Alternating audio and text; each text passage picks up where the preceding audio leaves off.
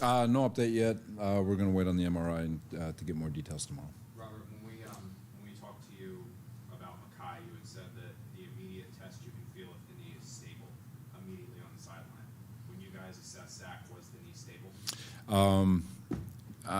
I'm over, guys, with trying to decipher doctor language, so I'm just going to let the MRI play out, and we'll figure it out tomorrow.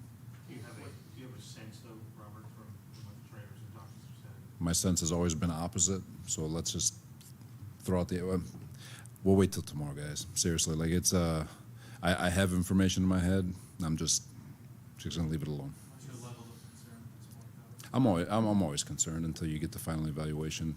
We've walked off the field with great positive thoughts, and it's been opposite. We've walked off the field with bad initial readings, and it's been the opposite. So I'm not gonna put anything out there. Just let it play out, and we'll figure it out tomorrow. We'll see it tomorrow. Do they think it's an ACL, Robert? Until they dig, they won't know. They know when they. Yeah, that part is supposed to be intact. So, but again, guys, let's just wait until the ACL or the MRI. Let's wait until let's just wait until the MRI. Yeah. Robert, I know it's hindsight, but I mean, in a preseason game, I know what his instinct is because he's an athletic guy. Maybe it's a bit of a curse because of that, but I mean, should he just go out of bounds there? 100%. You've told us a lot, Robert, about how you're optimistic generally or always. Is your optimism being tested? Well, with all of it, it's I'm still optimistic. That's never going to change with me. It just I get up here and I kind of try to feed off of that, and it ends up being wrong. I just want to let it all play out, and I'll keep saying my nightly prayers, and we'll see what happens. When you talk to Zach, what was he? He's in good spirits. He's fine. A little frustrated, obviously, but again, he's as good as you could be in these situations. What is going through your head though in the moment where you see him go down? A lot of swear words.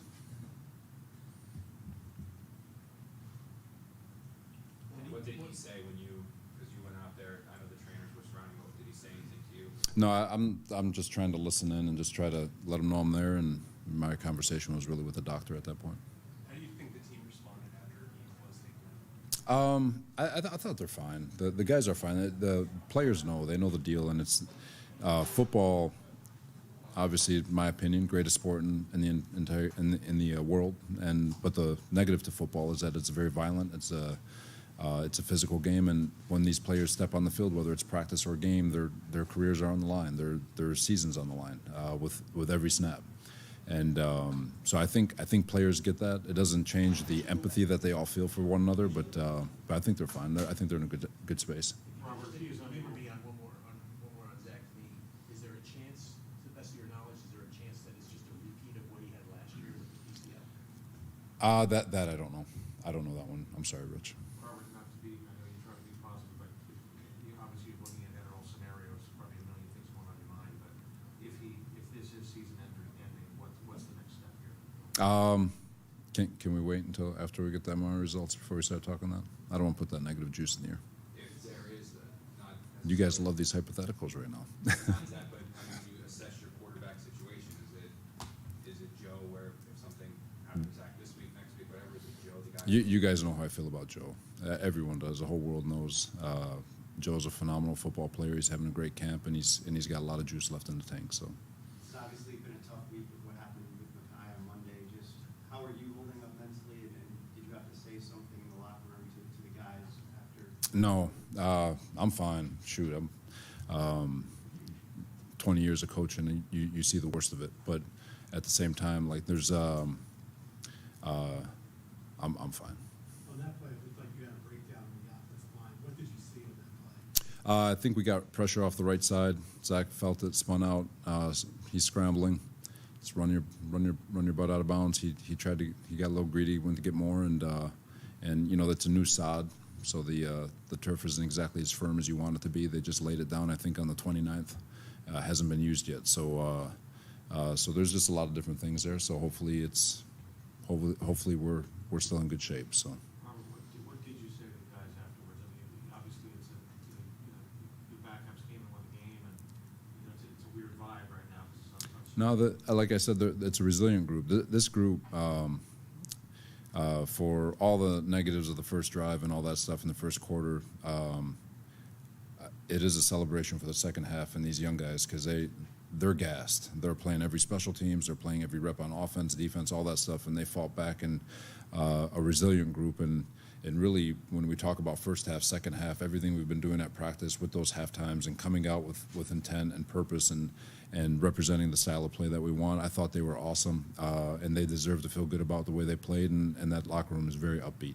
The Were you outside, you concerned, said- were you concerned about the turf, Rob? You know the danger that No, information overload, right? You're always just preseason. It's not always going to be great, but I wasn't concerned. It felt good. It's just that fresh sod. It's going to be a little bit looser, but I thought so for us it was more, hey, make sure we have the right cleats more than anything. So you're always just trying to stay ahead of the game in that regard. Take a couple Having more. sod like that, do you think that can contribute to injuries? It doesn't. It's really more just make sure you have the right cleats and just so you have good footing more than anything. But whether it does or doesn't, that one I have no idea. What did you say to the team at halftime?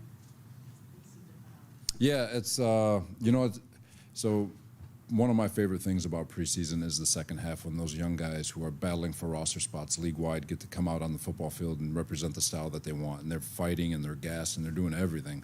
And so the message to the team is, guys, I'm excited to see that. That's the best part. That is the fun part of preseason. That's why we play preseason, is to watch those guys. And obviously you're trying to tune up for the regular season, but that second half when those guys get out there, that is awesome. And it was cool representation on both sides of the ball too, because Philly fought back too. It was pretty fun. Robert, we've seen you after a lot of games. We've seen you at a lot of games.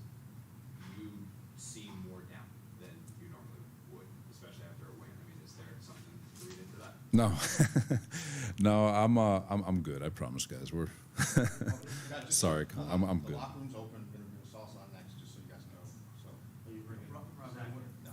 What, No Zach, What are your thoughts of adding Dwayne Brown? We're excited about Dwayne. Definitely makes our football team better. He's just watching him play. The guy's 37 years old, still has a lot of juice left in him, and excited for him. I think he arrives tomorrow, so a really good chance to sit down and talk with him. So.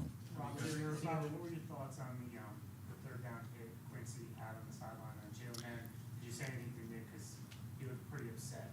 Screaming Yeah. at your sideline after that. No, I talked to him, and I talked to him after the game. Egregiously awful from Quincy. And he knows that. He knows better. And those are the plays that Quincy's got to get out of his game if he wants to become the linebacker that I think that we all think he can be.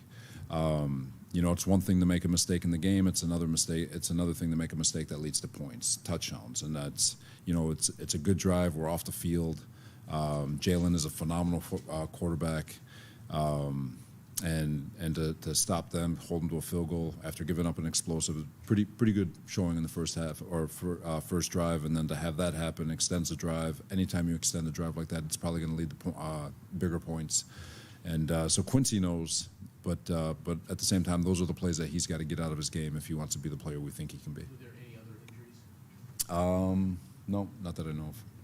You mentioned really enjoying the second half of the games. Were there any guys that stood out during that? How about the quarterback? He was fun. I thought Cager did a great job. I loved Herbig, the offensive lineman, just grinding, was nursing kind of aches and pains and was grinding on there. I saw Ruckert scored a touchdown. And then on defense, just the D-line, just overall, just play. It was really, really good execution across the board. Thought defense did a great job. They had that one drive, obviously, but up until then, they were getting a lot of 3-and-outs, doing a really nice job. All good? All right, thanks, guys.